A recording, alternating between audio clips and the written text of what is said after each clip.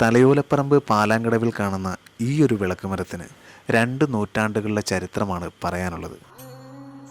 1800കളുടെ തുടക്കത്തിൽ വേലുത്തമ്പി തളവ സ്ഥാപിച്ച വിളക്കുമരമാണിത്. ഇതിനെ നാട്ടുകാർ സൗഹൃദ വിളക്കുമരം എന്നാണ് വിശേഷിപ്പിക്കുന്നത്. 1800കളിൽ തിരുവിതാംകൂർ രാജ്യത്തിൻ്റെ ദിവാനായിരുന്ന വേലുത്തമ്പി തളവ ആരംഭിച്ച 3 ചന്തകളിലൊന്നാണ് തലയോലപ്പറമ്പ് ചന്ത.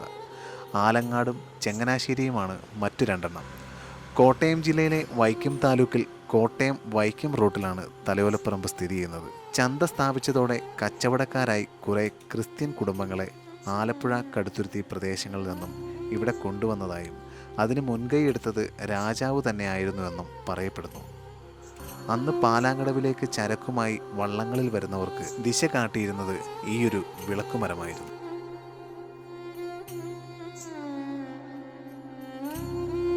ഈ ഭാഗം ഇപ്പോൾ 5 മണിക്കാറ്റ് എന്ന പേരിൽ പുഴയോര വിശ്രമ കേന്ദ്രമായി പ്രവർത്തിക്കുകയാണ്.